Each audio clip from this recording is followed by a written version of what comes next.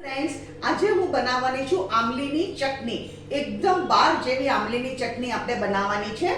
એના માટે મેં લીધું છે, મેં કુકરમાં પ્રેશર કુક કર્યું છે 5 કિલો આમલી અને 1 કિલો ગોળ. આ તમારે પ્રેશર કુક કરી કાઢવાનું 2 વિસલ સુધી. આ જલ્દી થઈ જશે. અને પાણી અડધું કુકર જ ભરજો, એટલે ગોળનું પાણી બી થશે. બીજી સામગ્રી જોશે એના માટે મીઠું સ્વાદ અનુસાર, લાલ મરચું, ધાણા જીરું. અને હવે આપણે શું કરશું, સૌથી પહેલા આ મેં લીધું છે, એક તપેલી લીધી છે અને ચાળણી લીધી છે. આ ફિલ્ટર, એમાં આ એક્સ્ટ્રા પાણી આપણે કાઢી લઈશું.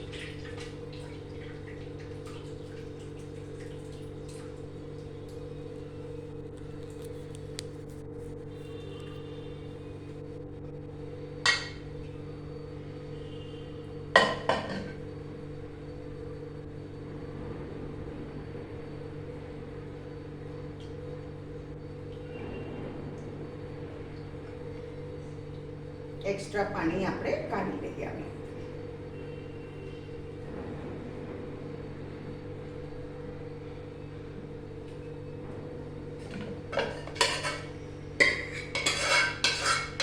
તમે અગર ખટાશનો તમને પ્રોબ્લેમ હોય તો તમે ખજૂરની બનાવો, તો તમે 5 કિલો ખજૂર લ્યો તો એમાં તમારે ખાલી ચપટીક ગોળ નાખવાનો, એકદમ ચપટીક. કારણ કે ખજૂર છે ને એ ઓલરેડી બહુ સ્વીટ હોય, પણ ખજૂરની ચટણીમાં શું થાય, એ તમને મીઠાઈ જેવી મીઠાશ લાગે. એમાં આમ રિયલી ચાટ મીઠાશ ન લાગે. આપણે ચાટમાં જે ખાઈએ ને એ ચાટ નથી લાગતું. એટલે હું ખજૂરની ચટણી નથી બનાવતી, હું ખાલી આમલીની ચટણી બનાવું છું. પણ તમને અગર ખટાશનો પ્રોબ્લેમ હોય તો તમે ખજૂરની ચટણી બનાવી શકો છો.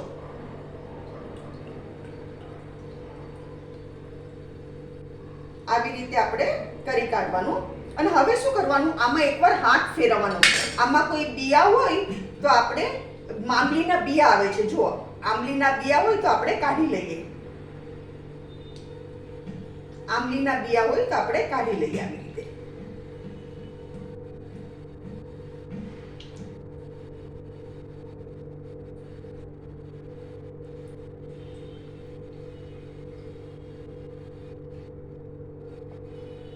આંબલીના બિયા બહુ આવે છે આમાં.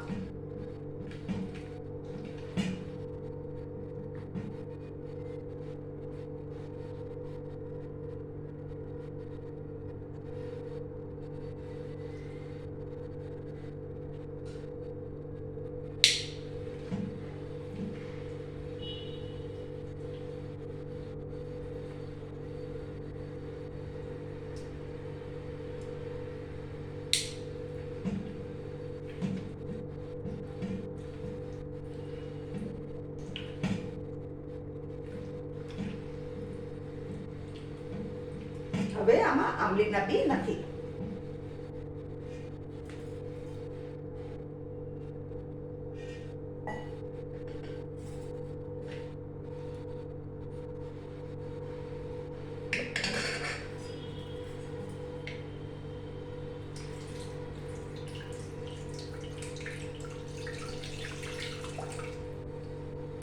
હવે આપણે શું કરવાનું, આ મિક્સચર લીધું છે, મિક્સચરમાં આપણે આ નાખી દેવાનું.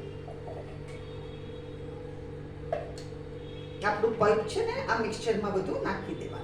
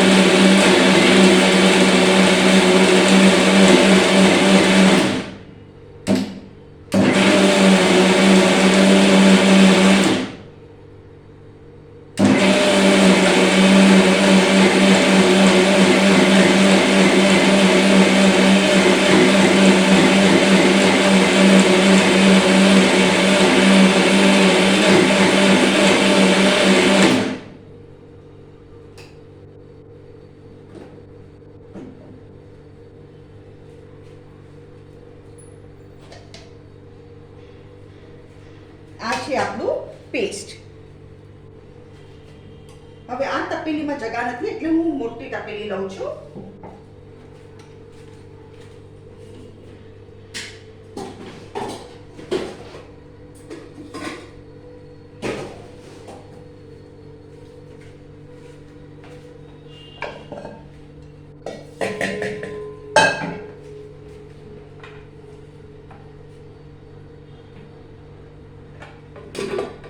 આપણે આમાં આ બધું ટ્રાન્સફર કરી દઈએ.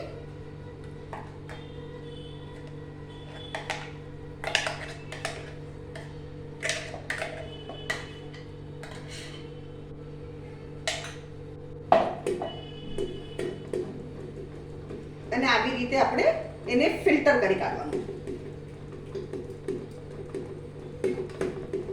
આ ચટણી તમે ખાશો તો તમે ખાતા રહી જશો, એટલી ટેસ્ટી આ વાનગી થાય છે.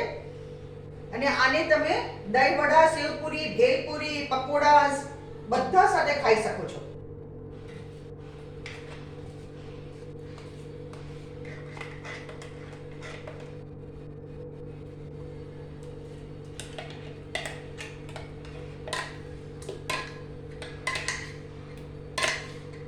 મિક્સચરનું બધું કાઢી લેવાનું.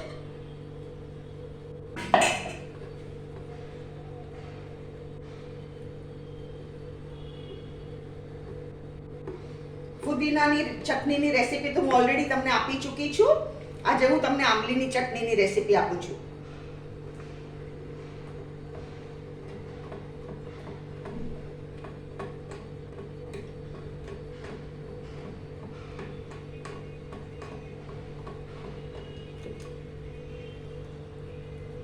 જો આવી રીતે સરસ રીતે થઈ જશે.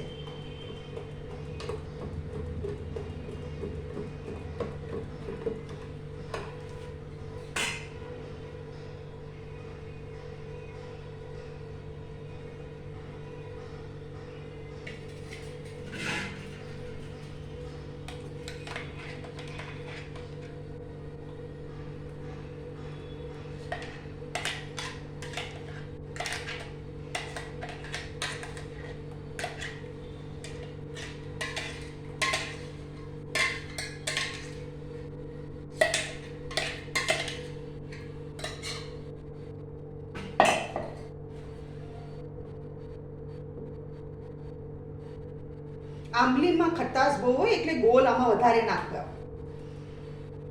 અગર તમે ખજૂરની બનાવો તો એમાં ગોળ એકદમ ચપટેક નાખજો. પણ ખજૂરની ચટણી છે ને મીઠાઈ ખાતા હોય એવી લાગે યુઝ્યુઅલી. પણ અગર ખટાશનો કોઈને પ્રોબ્લેમ હોય તો ધેર ઇઝ નો ઓપ્શન, તો પછી ખજૂર કમ્પલસરી બની જાય છે.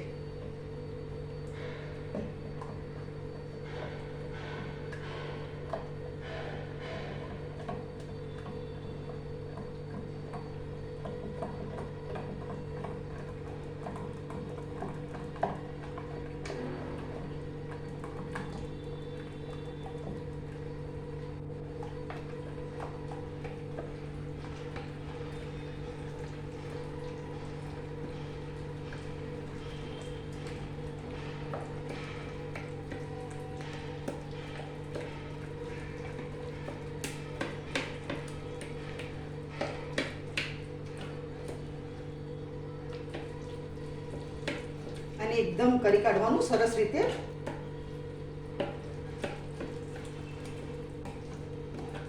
આ જુઓ કૂચો બધો આમાં આવી ગયો, આમાં બધો કૂચો આવી ગયો. હવે આપણે આમાં મીઠું નાખશું.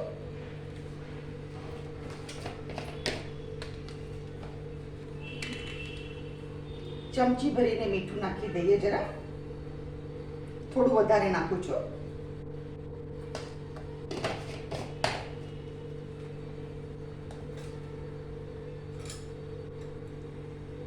આ લાલ મરચું અને આ ધાણા જીરું, આ નાની નાની ચમચી મેં લાલ મરચું અને ધાણા જીરું નાખ્યું છે.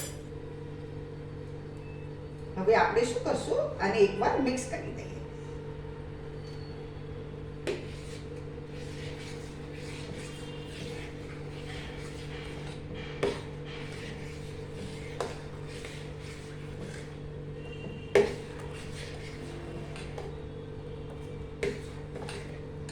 આ જુઓ, આ છે આજની આમલીની ચટણીની રેસીપી.